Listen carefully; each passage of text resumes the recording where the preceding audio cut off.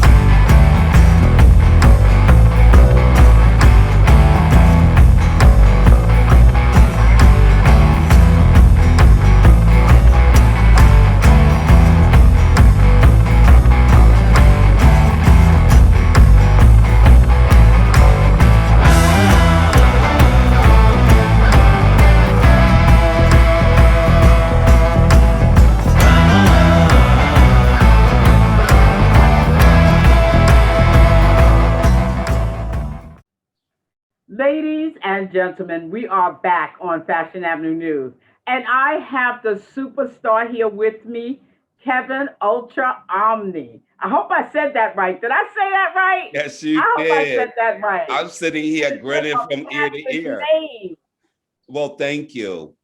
It's a long story. Absolutely fabulous. Thank you so much, And, Sophia. And and I'm Kevin, very we're happy to privileged. have you. Well, I'm privileged to be on Fashion Avenue News magazine. Everybody and their mother knows that that's the magazine you should have in your household.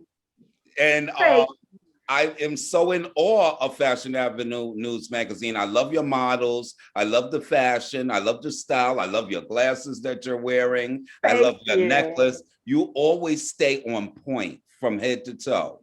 You know, it's like you're Thank always you this is a logo that the children would give you. You're always serving, always done, and never asking anyone. Oh, Okay. I gotta remember that. I like that. I love it. Yeah, I that's it. absolutely love That's it. it. But I'm so glad And to be this is here. I've been amazing. waiting to get, my opportunity and blessing. And that's what I feel it is. You know, Mhm, we talked and mhm. I lost my mom's last year, which was very painful. But Oh, yeah, I want to just get past that and I want to talk to you. But I mean, the nurturing, that's who I am. It comes from that woman mhm. and our Heavenly Father. Okay, excellent. So tonight, we're going to talk about ballroom because you've done balls, you know about balls, and of course, ballroom you can't talk about in the little 30 minutes we have. So we're going to do part, one. This is going to be part one. Then we're going to have a part two and maybe a part three because you are so knowledgeable. You're Yeah. also a producer. You're also a designer. I mean, you have so many titles. But let's start with what is ballroom because a lot of times, people don't know. They really don't unless they've been to a ball. They know things happen, but they don't know what is ballroom. Well, let's see. I'm gonna go back with my memory as far as the balls in Paris, France, with Queen Marie Antoinette and King Louis. I don't know what number he was. I think it was 15. But they used to give balls in France back in the days, and you were judged by the dukes and the duchess and the prince and princesses and the lords and nobles. If they saw your outfit and they liked it, they would pick up a goblet. That meant you got a 10 in today's ballroom. And basically, it was more masquerade back then, but they had some creative talents where the jugglers would come out, things of that nature. And also, simultaneously in Rome, the Romans had the balls as well. So we're talking about going back to the 17th century. Okay. Well, it's really the 18th century because 1775 would be considered 18. All right. So then you had the balls all the way from the 20s and 30s. You had the drag balls of the 50s and 60s. And then you have what we call today's balls, the modern balls, are the house structured balls. And the house structured balls started in 1972. So each, the balls transcend with talent and creativity, music and dance all the way back to the 18th century. However, in today's ballroom, we developed a structure called the houses. And this started in 1972. You had the first house of La Beja and so on. And they were in 72. And you had many houses. I started Omni in 1979. And the thing is that they were no longer drag balls because the masculine categories came into effect. Well, we didn't really get our first category till like 1977. And when people ask me about balls, I tell them that it's like a big audition. It's like you can show your artwork, you can model, you can be a heterosexual female and walk a category for female body. It's a competition. But I always look at it, and I looked at it when I first came into it as it being an audition. Like if you wanted to be a singer, what better place to come and be scrutinized than a ball? Because you're going to get all the criticism in the world. Like every other sports or entertainment industry, everybody has this competitive edge. Sometimes it brings a lot more than just a competition. We've developed into a community and a community of what we call ball children in the ball world. And it used to be underground. And sometimes I felt, and I still feel that it was better when it was underground. And that would probably be a second show and a third show, which would be interesting because then you can get my opinion on Paris is Burning, Pose, and HBO Legendary. I don't want to get on that now because I just want to answer the questions about what balls are. And balls are really, truly a fun, it's entertaining, it's showing creativity. If you're in a fashion category, we used to always say, bring it. So for example, when I would walk executive, I used to come walking high fashion executive. I became legendary exec for the category, but I would have to bring my resume, my credit cards.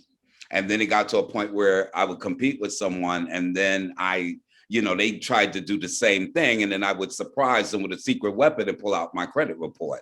How much can you spend on each card? I've sat on judges panels where I've judged categories like best dressed man.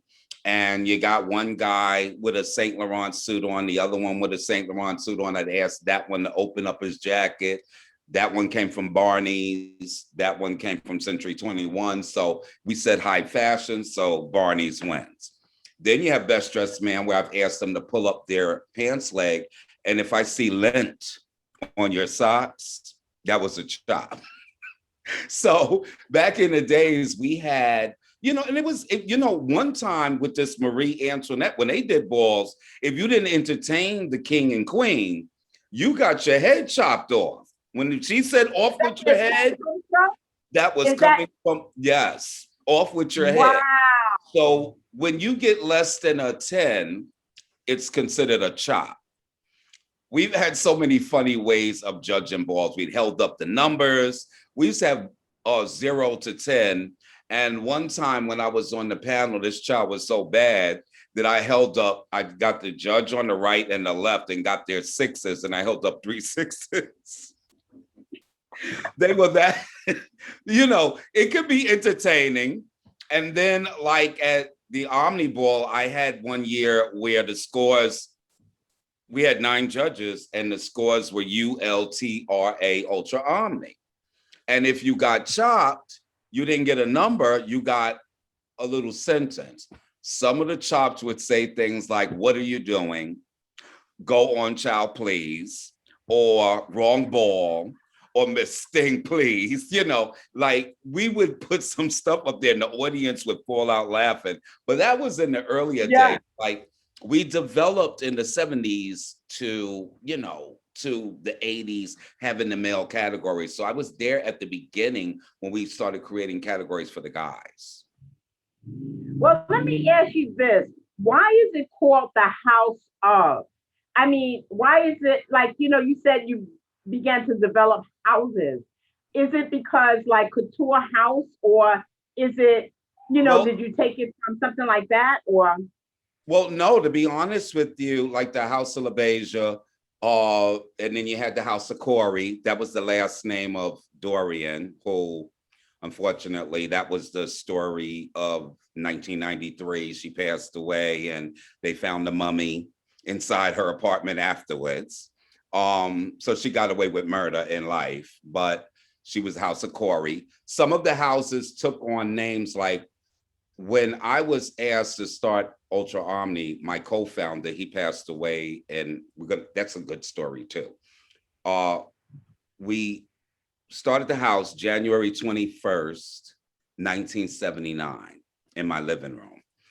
And he looked in the dictionary and picked out the word omni. And omni meant all. So, it was good. And a friend of mine who was the House of Ebony, Richard, wanted me to be Ivory. He, like the song Ebony and Ivory, but I didn't feel that Kevin Ivory was gonna be a splash. So I became Kevin Omni. And then by 1990, I added Ultra because Ultra meant beyond. So we want to go beyond all.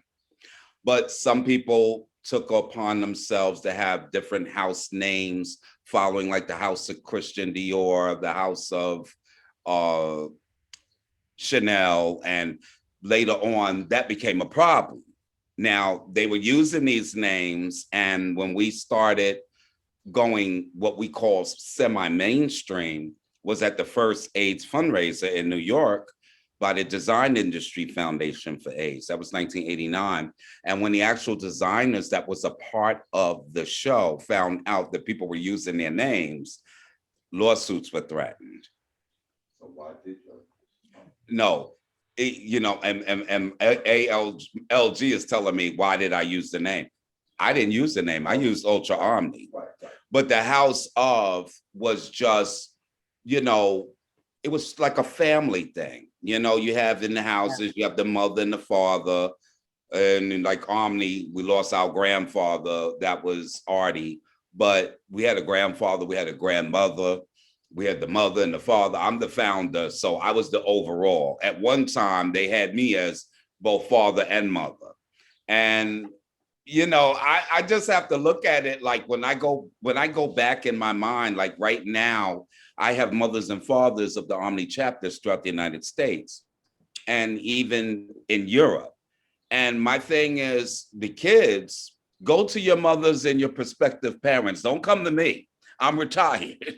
In my own right, meaning that I went through 2:00 phone calls, 4:00 phone calls. I went through the beginning of the AIDS epidemic, and it was like calling me and crying. And, I did more eulogies than I care to talk about, but the houses were, developed like a family structure. Some people felt like ostracized from their own families, and they could go into a house, say like the House of Omni or Ebony or whatever, and find family, and that's basically what it is. A house is a home, it's a family.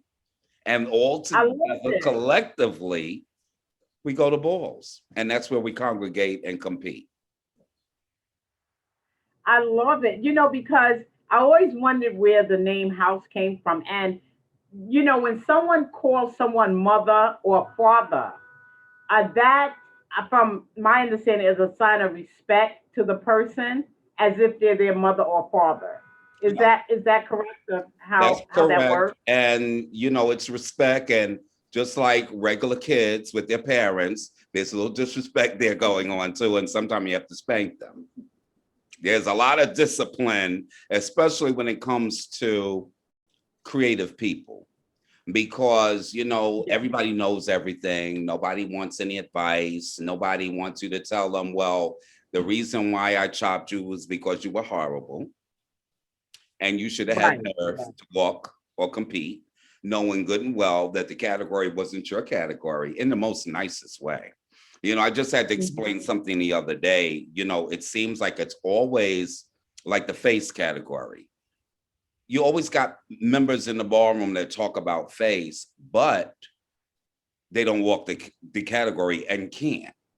And then somebody said, well, this child wore a lot of makeup. So there was a famous drag queen. She passed away. She won face when she was a guy and a girl. Her name was Tennille Reed Dupree. And her line was, quote unquote, you have to have a canvas in order to paint. But now, me being a face pioneer, my line is you can paint a brick red, you can paint it blue, and you can paint it green, but it's still a painted brick. So it doesn't matter what color you paint it or what makeup you use, it's not going to help. That's just the way it is. So Oh, yeah, it's a lot of wear and tear, like with being the head of a house, because you're going to have a lot of problems. Like, me experiencing the beginning of the AIDS epidemic it was very tumultuous. I mean, I came out and went to my first not event. I went to my first ball in 1975, but I mhm. went to my first gay function in 1973. I was 14 years old. Back then, you didn't have to have ID. Okay. And I watched these fabulous fakes. That's what they were called. You had them come out, the Pearl Box Review, the Jewel Box Review, and they would be drag shows and people, heterosexual people, gay people, closet, whatever. We didn't call it closet then. You just did whatever you wanted to do. There was no name for it. And you dare Yeah. not in the 70s call somebody, what is the word, bisexual? That was unheard of. The guys No. that liked you either went on the roof or in the alleyway, wherever, and then you bebopped outside of that. You know what I'm saying? You were like, you getting ready to go back to the basketball court, you know? Right. But we didn't have a name for it. It was like not DL, not Doug. It was called Banshee Boy or Homeboy. Simple as that. And back then in the 70s, you had one gay person per 20 blocks, north, east, south, and west. And now you got 20 gay people on every block. It's like, where they come from? Everybody's out the closet, you know? Okay. I want you to be able to ask me more questions. Yes. Well, I think that it's good that people can be open because you should be who you are. I don't see anything wrong with people being them. So that's one of the things I like about the way it is now. People don't have to hide. There's no reason. If that's the way you are, that's the way you are. People Yeah. should not judge someone for their sexuality. You judge them for their character, how they treat somebody. I think that's fair. But I don't think it's fair to judge someone for their sexuality because that doesn't make them who they are. They're still either a good person or a bad person. Their sexuality has nothing to do with their character. See, people need to respect people for who they are. And then, I think that if they did that, it wouldn't be a lot of people that have to hide or felt they have to hide or anything like that. They could just be who they are. And this But is what's happening now. They're slowly coming out to being who they are. And I love it. I love it because I think people are people. And I love you, And Sophia, for feeling that way. And you know what? Me being in the life, I realized who I was at the age of 11. Okay. And even before that, my brother can contest to it because he used to hate when I used to wrap towels around my head and dance off this show in the 60s called Hullabaloo. There was a show called, it was a dance show, Goldie Hawn, Joanne Worley, all of them. But anyway, yeah, I sometimes get annoyed though. People can be who they are, but sometimes I get annoyed with the gay community because and they'll probably like, "Oh, did Kevin say that?" Yes, I did. And I've always been outspoken because the reason why people always look at your sexuality is because every time you turn around, you got your behind out, you got your titties out, and you cause people not to figure out that you have a brain, that you may have graduated and have a bachelor's degree. You may have the best talents in the world, but nobody's focused on that, because when you have, like, after AIDS came out, that's when gay bashing really started. Because prior to that, in the 70s and the 60s, the straight people, like all my friends from my neighborhood, I grew up in Bed-Stuy, Do or Die, and Bushwick, Brooklyn.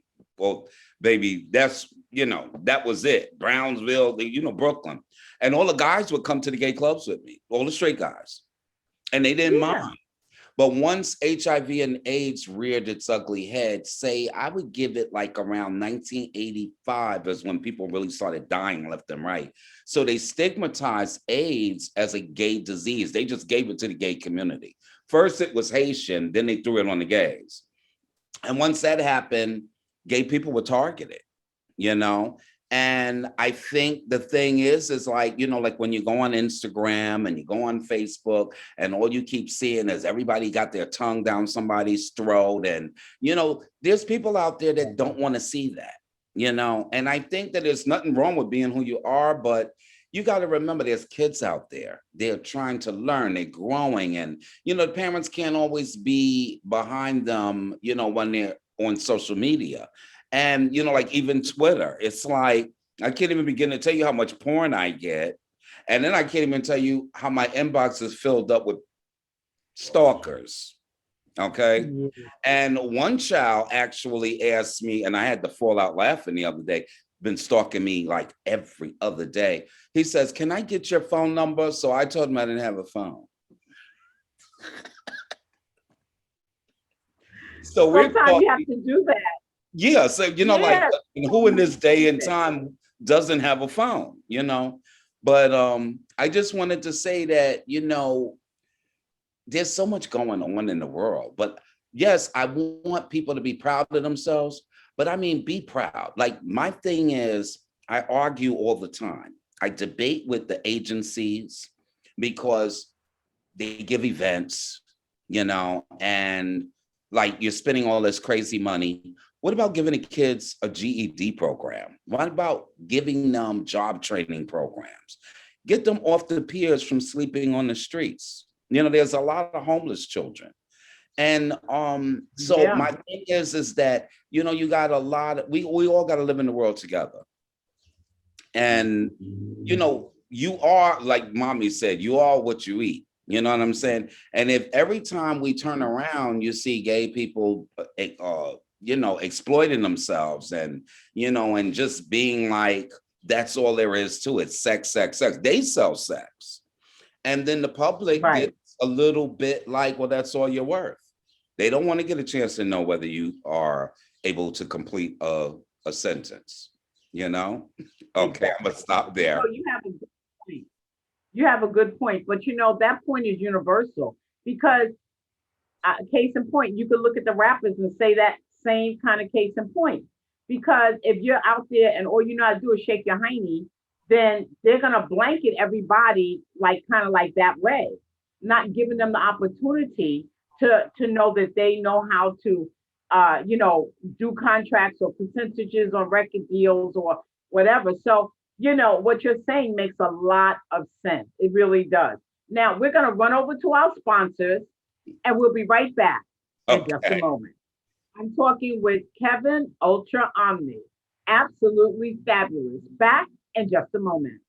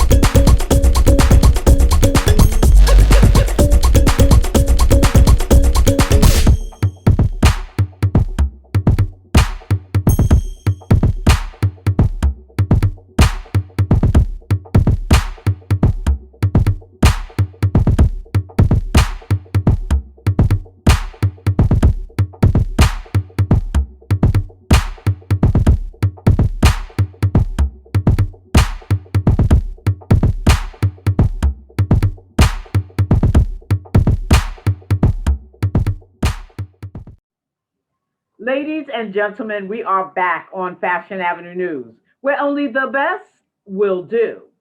I'm here with Kevin Ultra Omni, and we are talking ballroom tonight. He is telling me all about everything that happens in the ballroom, darling, and I love it because I feel that ballroom is so creative. It's a way to express yourself. It is so many things. I wanted to talk about categories because you know what I love to hear, and this is one of my favorite. When I came to you that time and I went to the ball, I love the MCs. That's first. I love those two. They were so amazing. It was two MCs, but the thing I loved is the person. I guess the commentator maybe was saying, Mm. and the category is or category is this or whatever. And I love categories. Talk about how categories came to be. Well, to be honest with you, in the 70s, there was only one male category. And it was like a trilogy category. It was called Butch, Mod, Face. What that means in definition is you had to be macho and you had to be a model and you had to have face. So you had to all have all three in one. And that category came out like in 1977. And then what happened was categories of fashion started to evolve for the males. I speak about the males. I don't want to leave the trans women out, but they had the drag balls. And then when we came along, it was like divided. You had maybe 13 trans women categories. You had about 12 male categories. Then you had the categories for the butches. You know, you had to put the butches in there, and you had to put the heterosexual categories in there because now they call it best dress. That means whoever's best dressed, period, right? But back then it was best dressed male or best dressed female. And you had a lot of celebrities come through the balls. Like I had on my judges panel, Red Alert, DJ Red Alert. I had, and he was sitting there gagging. And I had Lisa Morris, who was VP at Warner Brothers, Chi Chi Valente, who's a debutante and club owner down in the village, Soho, had a magazine, the whole nine. And people that were celebrities like Gina and Pam from Martin, they attended balls. Lisa Ray attended balls. You had Phyllis Hyman walk a Oh, yeah. category at a ball, yeah, before she passed away. You've had a lot of people, and I can't even remember all the celebrities, but there was many celebrities that came to the balls. And the Mhm. categories were like when the male categories, I think that the balls really started rocking when the male categories started. So I'm saying around 1979, we started developing categories like instead of it being butch mod face, then butch became realness. So nobody not supposed to be able to tell that you're in the life because you're real, which I can say I won the first Mhm. grand prize for a realness house, which was Ebony and back in 1982. And then we had categories like executive. They developed into high fashion executive, traveling executive. I won that too, where you had to bring your plane ticket and everything. You had to bring it. When they say bring it and they want realness, realness is real. You know, you must be a real exec. And I used to compete against people because I worked in Wall Street. So I had all the Mhm. stocks and bonds, and you had MCs like Junior LaBeija, like Kevin Omni's up in here with stocks and bonds, you know, and the crowd's going up. There's been categories where back in the days we had All My Children, Adam Chandler versus Palmer Cortland. And I came out for those executive categories where I peeled out of three suits and nobody knew I had a suit on underneath the others. So and everything had to be planned. You had to have the brown tie in the jacket pocket. So when you spinned out of that one and you came out the pants, and all to the beat of the record. You never just Wow. stopped and took your clothes off. You had to perform. It was a lot of energy. Uh, Me walking evening where that category came in, and I was wearing sequins and the Omnis pulled the table out and they had the white jackets on and the champagne and stuff. And I'm standing there at the beginning of the runway with my girlfriend, Sherelle Omni, and she's in a red sequin gown. And, we're at a night at the Oscars. So there was and we had categories such as ethnic effect.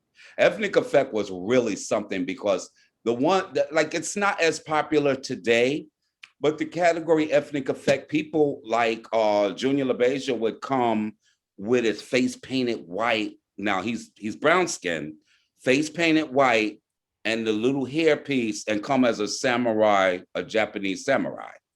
Then you had people like this other girl who gave you Josephine Baker with the fruits and the whole, and then you had Pepper LaBeija come out and be carried out on a barge where she was wearing all gold and she was like Nefertiti, Nefertiti of Egypt. You've had ethnic effect has always been a category of culture. You have people that came out like J. Dior. The House of Dior was a lot of trans women, and they used to do this Arabian thing all the time.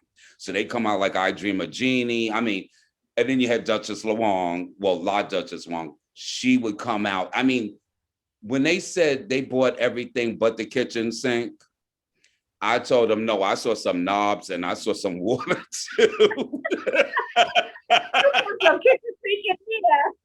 Yeah, I think that is amazing because the creativity, I attended, as I said, a ball that you invited me to, and the creativity was off the chain. There was one guy that had, I don't know if you call it a robot head, but it was square, but it lit up. I was like, what? That category was punk rock versus new wave versus space age illusion. That was an Omni trait. I started that category.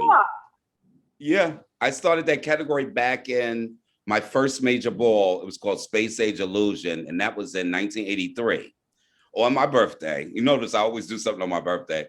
And I was looking for an outfit from the year 5000. And this guy came in, God rest his soul, and walked in a authentic Gucci spacesuit. And then I had ethnic effect, and Avis came in. She had this like Mediterranean sort of feel to her, and then she threw smoke bombs and almost got all of us running out of the ballroom because we couldn't see what was going on. Yeah, the categories like leather versus suede. You had different versions of face. You had the regular face category. Face over 30, legendary face, icon face, and I've won them all. And you've had categories like for the women, best dressed female, body. And then they started giving the women some other things to do because the women started voguing. So we had women's Vogue. Yes, the women were turning it. Like we have Monet Ebony. About the voguing though, when did people actually start doing this voguing thing? Because I tell you, when you watch the shows, those people are fabulous. I mean, they dance, they flip, they split. I mean, I'm like, when did this? I mean, they are so talented. When did the voguing part come in? Because I know Madonna did not invent that. Oh, no. I don't think. I tell you, I'm going to save that for the second interview. We're going to do Pose, Legendary, Paris is Burning, and Madonna on the second one because it's a good story, but it's also a very sad story. And I don't want to be sad today. Okay.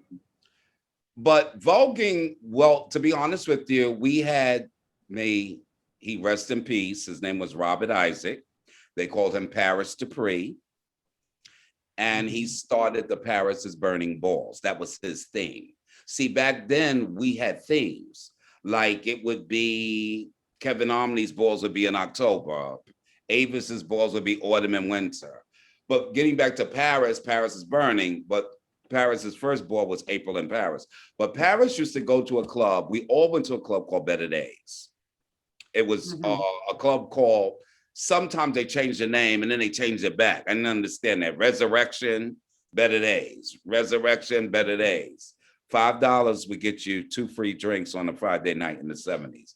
And Paris would get in the mirror and start with the Kango pivoting and turning around and posing and carrying on. So Paris started, when the music would come on, start dancing, doing these movements. So we call Paris Dupree the mother of Vogue because Paris basically started it.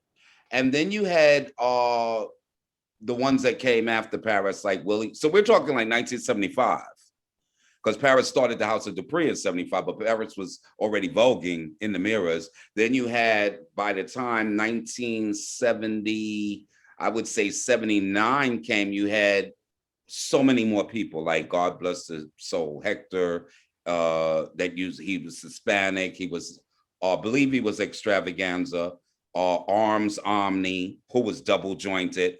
They all just started carrying on. And at the balls, the category was broken down into, like, they call it Excalibur. Some called it pop, dip, and spin. And some just simply call it the old way. Pop, dip, and spin, you had the pop, because some of the kids would lock and do these things, and, you know, it was a part of their performance, but it's overall performance. But they started voguing as early as 75, and by the time 1979 came, it was like old way. Then you had new way come in when the kids started, the double jointed children, like Willie Ninja came in. They started pulling their legs behind their heads and stuff like that, and the splitting and stuff.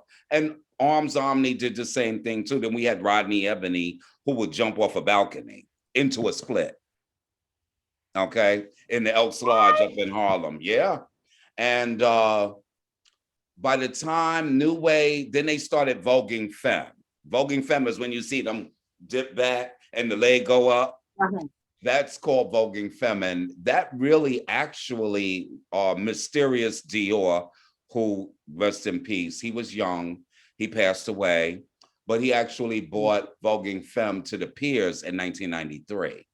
So old way as early as 75, new way as early as 82, I would say. And then this last thing that everybody's doing came about in 93. Mm-hmm. Okay. Now, well, and then it was also a thing in jail. They had a thing in jail about the kids voguing in jail. It was like they had little mini balls in Rikers Island. And that's how they entertain the guys. But that's all pre-HIV/AIDS. Yes, yes. That's when they were they had their own. We're gonna run over to our sponsors real quick, because this is so interesting. We want to hear more, but let's run over to our sponsors. We're gonna say hello, and we'll be right back with Kevin Ultra Omni. Back in a moment.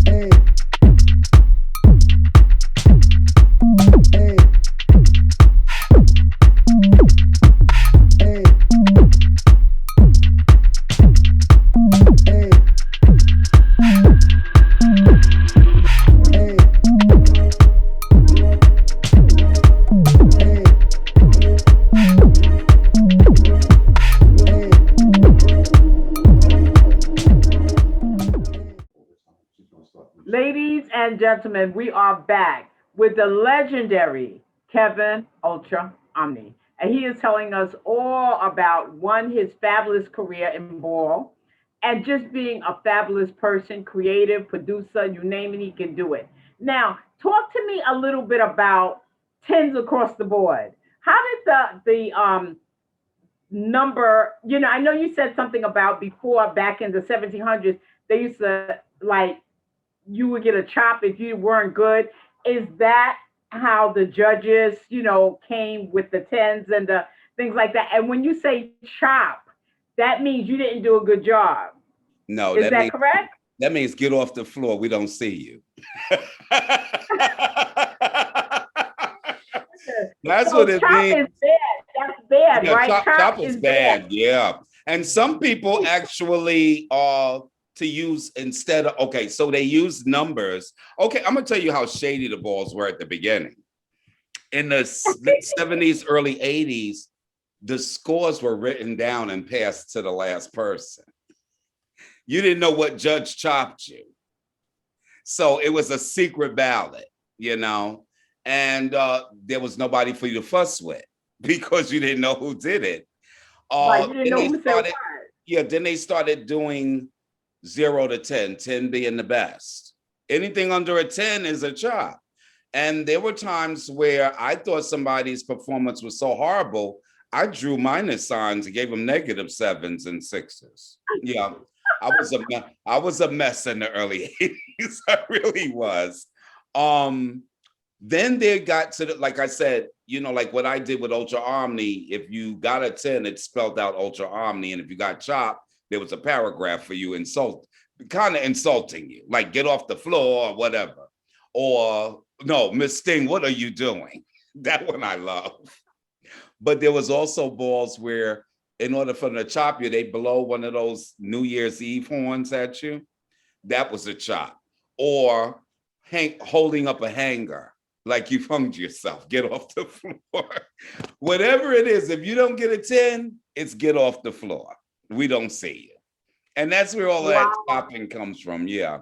And I think some people enjoy chopping people. There are judges that are very meticulous. And if you don't give them exactly what the flyer calls for, but then that's how it used to be in the 70s and 80s. But when it got to the 90s, it started being a little bit more political, who you rub elbows with.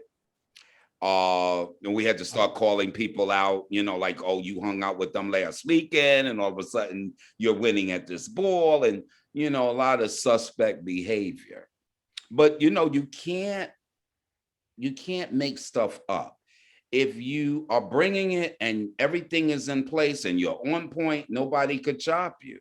But if you come in and you got something going on and you walk in and there's something hanging on your shoe and it just ain't working, then you need to be chopped. You can't get around that. Like, Miss Thing, what's going on? You know what I mean? Now, how do people actually get into the categories? Like, do you just sign up and say, okay, I'm going to walk this category, or Well, because it used to be.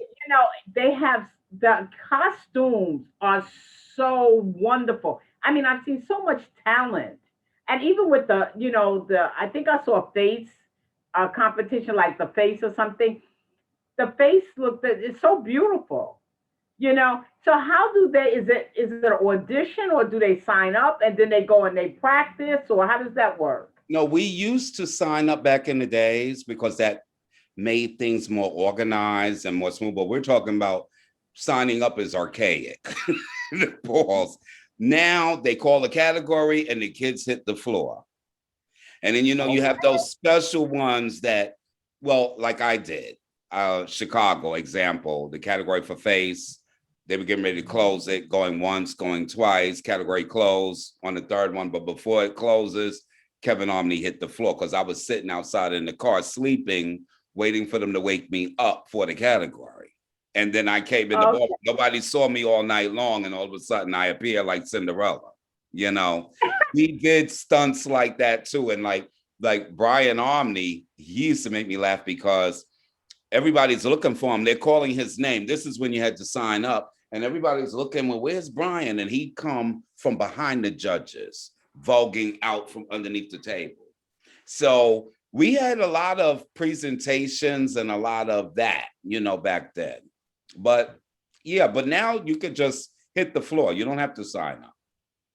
Well, I love it because when I attended, one of the things that impressed me the most, the thing that I think was the most wow factor to me is there were two ladies. One was a mature lady, and Hmm. one was a young girl. And when I tell you, I never seen anything like these two. They both all up the steps, like rolled down the steps on the steps. I was like, I mean, they were working. One girl did like almost like a hip hop kind of spin and landed in a split. And I'm saying to myself, and the other lady, she was more mature, but she did a lot of other stuff. I mean, she did a lot of on the steps kind of stuff. And Uh-huh. I mean, just a lot of really good moves. And she won from the other, from the younger girl. My question is, what does it take to win a ball? You won a lot of balls. You won a lot. You won in all kinds of categories. What does it take? Do you guys practice? Is it something you practice? If you're going to give face, do you practice makeup? If you're going to give the executive or whatever it is, do you practice? Is that how it works? Well, you know what I do? Like, okay, I can speak for like I used to walk so many categories. Best dressed man, which was the easiest because all you had to do was have on a nice pair of expensive shoes and suit, which was my investment for working in Wall Street. That's why also executive was easy for me because I worked on Wall Street for like 20 years and Mm-hmm. brokerage securities, and I was data communications technician. So when I bought a pair of shoes that were $500 and I had to hide the tags from my mother because baby, she used to catch a couple of my things, and when I would come home from work, she's like, but she really couldn't say anything because I paid the bills. Me and my younger sister, and we took care of our mother. And I wouldn't bought $500 shoes. But I also remember not being as you know, going to the stores back then, Saks Fifth Avenue or Bergdorf Goodman's, getting a Louis Vuitton briefcase, the hard one. And Right. it was like back then they had to open up the glass and slide the glass door to give you that case. And I remember Wow. walking executive, and I remember turning that $1,000 briefcase back. Okay, the very next working day. Okay, so I just borrowed it, but I borrowed it on my name, you know. Yeah. And there was some things that were reasonable, and some things that weren't. But as far as preparing, basically, walking executive was what I did every day, 9 to 5. Um, Walking a category like phase, you just needed to get your rest and drink water. And if it called for a certain outfit color or something to that effect, you did whatever the category called for. There are categories like when you do punk rock versus new wave, and you got all these lights and blinking Christmas things, and you got to kind of plan how things are going to go. What if your music is going to be set at a certain point and you want the record to change and you want to come out at that time with the record change? It's a lot of precision. It's a lot of timing. And you really just have to have a good eye. It's like an audition. Like if you go out and you want to be Little Bo Peep, then you better bring Little Bo Peep. So Exactly. that's basically it. Now you have produced. You're a producer as well, and you produce your own balls. Your own ball. What is that like? Trying to get everyone kind of like on one page. It's got to be like a lot of work. Oh my God, Sophia, you're a troublemaker. Okay. You know, I have Omni syndicated 43 events. This one coming up this year, October 2nd, will make 44. Wow. When people say pioneer, I just want to explain that because it's important in the ball culture. Pioneers of the ballroom is just a badge of honor. For those who were in the white era, we got a color coded system too. But we're talking New Okay. York City when the house structured ball scene started in 1972 up until 84. That's the white era, 1972, 1984. This is all the struggles. This is when the categories were created. This is when all the male categories came into play. And a lot of us pioneers there's not many of us alive at this point in time. I have an Yeah. original video of the first ball ever videotaped. The first ball, it's 1982. I'm walking in that ball in a dress, first time in drag, and my only time, okay? I did not care for the heels. I don't know what the girls go through. I love you trans women because y'all take a lot of everything. Because I mean, that one night walking in heels was enough for me. But when I tell you that me giving balls and producing balls, uh, when I came into the ball community, I had a problem. And what that problem was is that the balls had a lot of uptown houses. And the Brooklyn children, we had to fight because we weren't as flashy. They didn't consider us as flashy. So we had to really bring it. And when I came in, I had a lot of envy because I came in college educated, high school graduate, working on Wall Street, and just say some really, really had a problem with that. You know, I didn't fit the criteria or the norm. And my members, there were three requirements. Either you had to be in school or work or both, but mainly you had to have a personality in order to be an Omni. And I pushed my Omni so hard, and I'm so proud of, I could tell you all day long, this one is doing that one's doing this. And I pushed them and they said, you used to push us so hard. And I said, yeah, because in life, if I fell, you'd be able to pick me up. That's why I pushed them so hard. And trust me, in my lifetime, it's happened, you know. But getting back to giving balls, when I first gave the balls, all my Omnis, I have Omni members that's been in the house for 40 years. We're going to be 43 years old, January 21st. Oh, there's the story.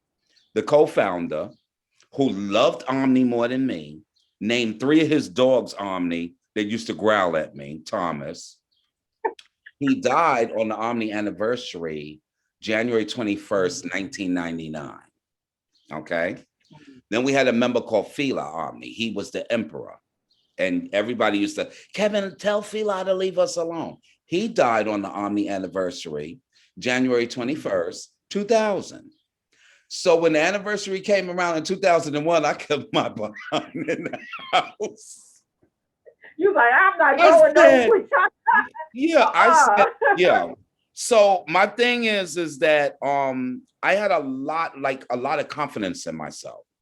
It was 1983. Okay, this makes me a pioneer. I pioneered the balls from Harlem to Midtown. I'm the first one to give a Midtown ball. 1983, wow. October the 8th. And it was on East 86th Street next to plush buildings with doormen. And then my ballroom had glass mirrors all around. My mother, my brother, my sister, everybody attended and supported me. The second ball I gave on 43rd Street at the Hotel Diplomat between 6th and 5th. So and then the third one was in 1989 on Club Tracks. But all the balls were in Harlem until I brought the balls to Midtown. The balls also started at 5 a.m. in the morning, which most people went to clubs and left the clubs and went to a ball. And the balls were in like 1 o'clock in the afternoon. I'm the first one. So I pioneered the change from Harlem to Midtown. I pioneered the change from doors opening up at 10 p.m. I'm the first one to ever give a ball that the doors opened up at 10 p.m. And we were leaving at 4 a.m., you know, which opened up another audience of Barbizon School of Models, International Male Models. We had this barbershop chain in New York called Knapp's. We had Black Hair Is. And all of them would come to a ball because now it's a Saturday night and it's like 11 p.m. They weren't coming to no balls at 5 and 6 in the morning. But I gave many balls, so 40, and then, you know, we had the 40th Omni anniversary in Amsterdam, Europe. And all the chapters were there, Russia, Omni, Germany, Paris, France, Italy, and Amsterdam. And you have to see the videos. It's up on YouTube. You can go to YouTube and look for the 40th. Yeah, I'll take a look on YouTube, but I would love to have some footage and stuff that maybe I could roll in because, like the YouTube, you can't download it. So Oh, you you know have to something? maybe I'm do going to a get it YouTube to you. clip. I will get it to you, Sophia. How about that? Because I would love to let people see the creativity that you have. A lot of people again see it on TV, and this is all they know of a ball is what they see. But you actually lived it, produced it. Won categories, judged it, probably, commentated it. You've done all of the parts. You're like, I don't know if the right word is legendary or iconic, or I don't know which one is the word for you because you've done so much and you really, kind of laid the foundation as to what the people are doing today lays on what have done. I mean, you should be so proud of yourself because you kind of laid the foundation almost of what's happening. I mean, like you said, we'll talk more about the polls and the this and the that later. But if it wasn't you, there wouldn't be that. It wouldn't be a pose. It wouldn't be a legendary on TV. It wouldn't be any of that if it wasn't for you laying the foundation. And that, again, that's going to be our second part. But we got to thank you for that. We have to thank you for what we're seeing today because it is you that actually, laid this foundation. And I'm just proud to know you because it means so Wow. much. No, it means a lot to To see me too, someone Sophia. that You to is me a too. living legend. You are like living legend. You just want to hug the person. You just want to hug them because, You can it's always like, hug me. yeah, Well, I it's want to like just this say is this to you. I want to say this to you. My last, okay, so pioneer is a badge of honor. It's just saying thank you to the white era for going through the struggles and making the sacrifices. Now, status, which the ballroom children are going crazy over, we didn't have all that when we first came out. I wasn't called a legend until 1984. And I didn't use the title until 1989 at my first Tracks Ball, where I gave this event called Legend Statement Stars. And that was it. And I did part 1 to part 10 as the legendary Kevin Omni. And then I became an icon, which is like over 25 years. They also gave me the Lifetime Achievement Award. So I was a lifetime achiever as well. And then I am the assistant director of the documentary, How Do I Look? Which is the answer to Paris is Burning, because we went to the community to ask the community what they wanted to see in the film. We had meetings and everything. So we had input. Like Jenny Livingston did her thing. She did what she wanted. And I just say this real quick. When she did Paris is Burning, it was at the height of the AIDS epidemic. There's no mention of HIV, education, or AIDS in that film. So we're going to get past that. I went through losing over today 600 friends. And so my title in June 2019, I was deemed the diamond icon. So I have so many titles. I'm pioneer, lifetime achiever, diamond icon, legendary, director, assistant director, Kevin Ultra Omni. I'm all those things. And yeah, I am that is proud of it, but amazing. it was hard work. Like, I was involved with the first fundraiser for HIV and AIDS in New York City with the Design Industry Foundation for AIDS. I did it with John Paul Gaultier and Iman Beverly Johnson, Madonna, Queen Latifah. We raised like $3.5 million for AIDS. And then I did the second year, 1990, with Spike Lee at the club called the Palladium, which was on 14th Street. And then we did a second Love Ball with all the Fifth Avenue stores, Bergdorf Goodman Sachs, Lord and Taylor's. Back then it was B. Altman's, even Yeah. Bloomingdale's was a part of it. And we had designers like Bob Mackie and, all of them helping raise money. And out of the money we raised, they opened up 2 apartment buildings in Harlem for homeless people with HIV and AIDS that in the Ball community, was for the Ball community. And just to say that that was then, 1989, 90, and 91. In 2012, I started the Kevin Omni Burial Fund for the Ballroom community. You can go to my website, anybody out there. And you know, I tell the kids, like, what happened was the first film we ever videotaped from 1982, the directors, Michele and Simone from Italy, they wanted to do a 30th anniversary and they had me host it. And at the end of the night, they gave me money and said, start your burial fund. And so since then, I've had donations come in. Sometimes I keep repeating and asking the kids, can you imagine if there's 3,000, 4,000 ballroom kids and you all sent $2, we'd have $8,000. And I let them know I have 2 insurance policies. So this fund is not for me. But, I got tired of doing the other thing, which was giving parties to raise money because they didn't have insurance. They didn't have families. I've done a lot of stuff, Sophia. I'm involved in so many different aspects and realms of ballroom and behind the scenes. But I love it. That is, yeah, and that's amazing, Kevin. I mean, you've done so much. You are the diamond icon, legendary pioneer person. I mean, you're just amazing.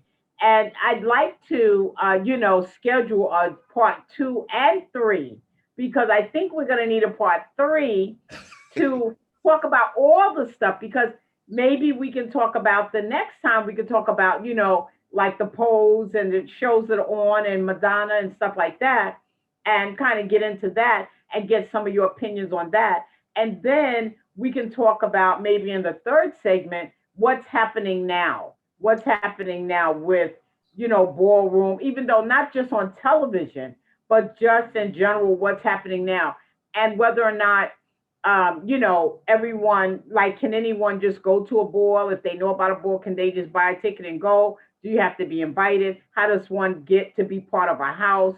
All of that stuff, I think, is still things because you've done so much, and there's so many more questions that, and information that you have because you are like one of the first.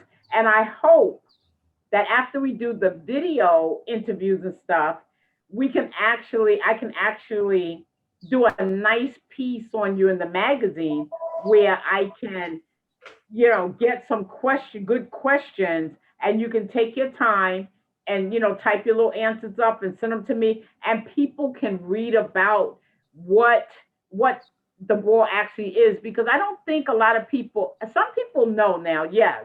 I mean, the balls are well known, but sometimes when you have people on the outskirts, they don't know all of what goes into it. And I think it would be a great read because I think the people are so creative. And I think it would be a great read. So I would like to, to do that with you, part 2 and part 3. And I think we'll end this one now on this note. And then I'm going to send you two additional dates. And then we'll formulate some really good questions that people want to know because so many people send me questions and they say, ask this, ask that, ask this, ask that. So I'll be able to kind of tell you maybe in advance even some of the questions and the answers that the people want to know because I think you're a wealth of information about the balls because sometimes people stand on the outside and look in, they don't know. So with you giving us the information, this is how people learn how to understand each other and work together. You know what I mean? Right. And I can't really appreciate you so much, Sophia. I really do. And I love it. Well, you stay in touch and I love it. And I'm going to support Fashion Avenue News Magazine 1000%, and I stay in prayer.